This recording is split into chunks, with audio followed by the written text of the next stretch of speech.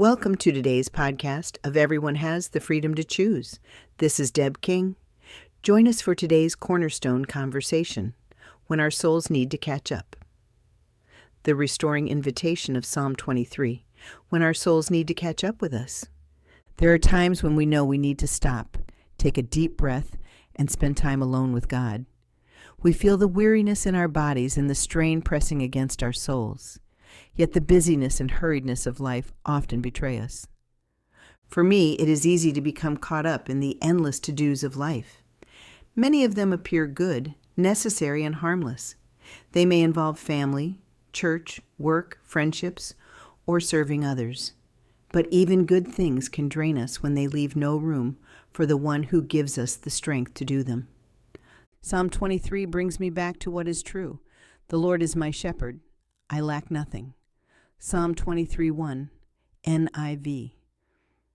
The psalm does not begin with the sheep. It begins with the shepherd. Before David speaks of green pastures, quiet waters, dark valleys, overflowing cups, or dwelling in the house of the Lord, he establishes who is leading him. The Lord is my shepherd. Because the Lord is my shepherd, I do not have to carry every burden alone. I do not have to control every detail, solve every problem, meet every need, or prove my worth through constant productivity. My shepherd knows where I am, what I need, and where he is leading me. Therefore, David can say, I lack nothing. That does not mean we will have everything we want. It means that under the care of the shepherd, we will not lack what is necessary for the journey he has given us. In the New Testament, Jesus identifies himself as the Good Shepherd. The thief comes only to steal and kill and destroy. I have come that they may have life and have it to the full. I am the Good Shepherd. The Good Shepherd lays down his life for the sheep. John 10:10-11, NIV. Jesus did not merely say that a good shepherd lays down his life for the sheep. He did it. He gave his life to save us. He purchased our salvation and rescued us from the one who comes to steal, kill, and destroy. The cross is the greatest evidence that our shepherd can be trusted. Psalm 23 continues, He makes me lie down in green pastures. He leads me beside quiet waters. He refreshes my soul. Psalm 23, 2-3, NIV. These words are familiar, but how often do we truly allow ourselves to live them? In business, at home, within our families, schools, churches, and communities, we hurry from one responsibility to another. When we finally stop moving, we often reach for our phones. We scroll through social media, answer messages, watch television, or binge another series.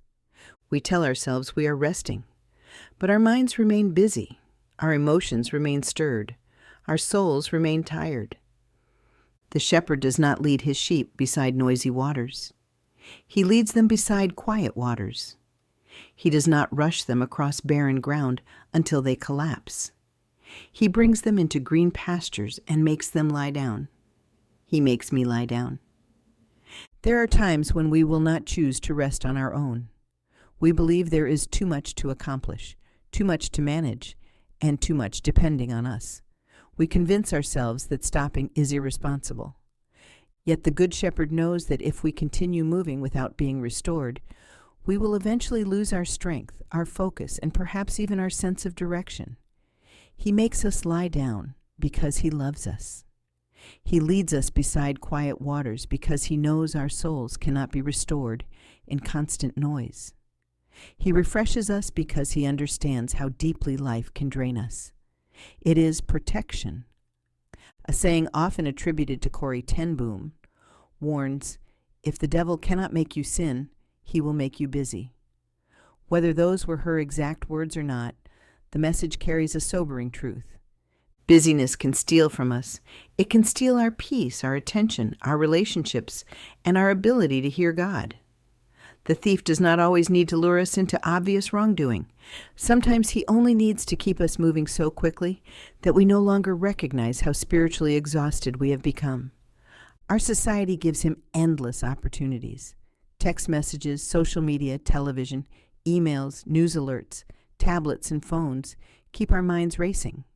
We have more ways to communicate than any generation before us, yet we may be losing the art of communicating and true connection.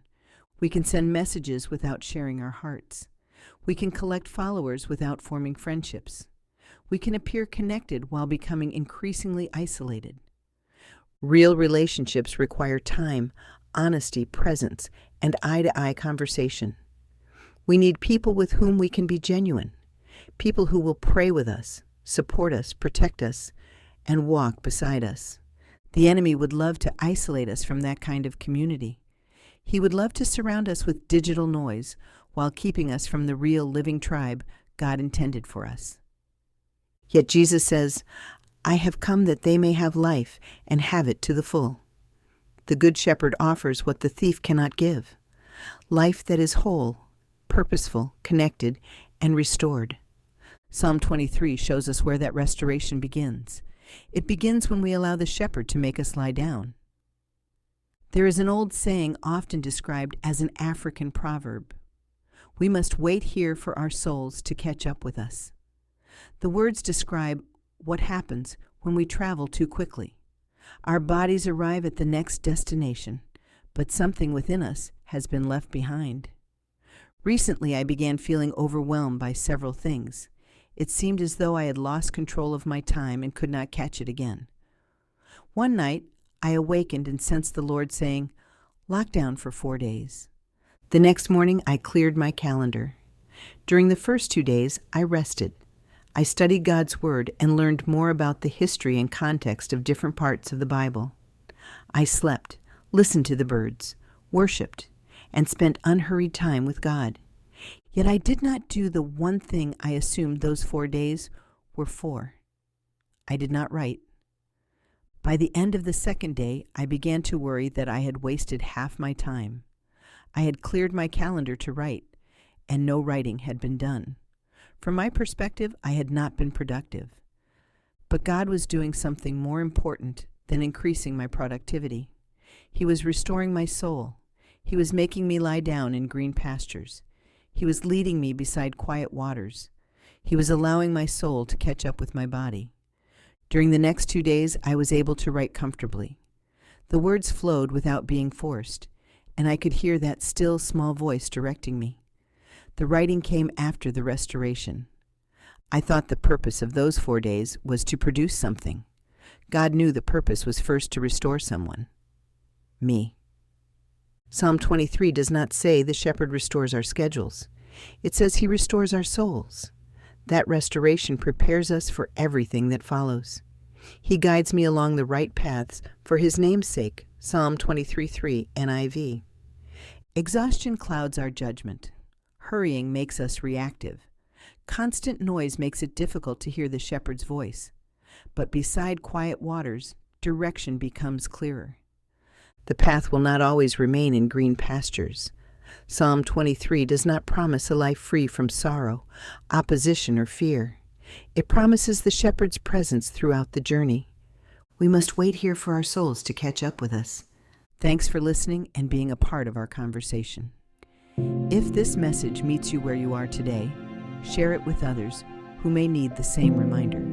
For more encouragement and resources, visit my website at everyonehasthefreedomtochoose.com.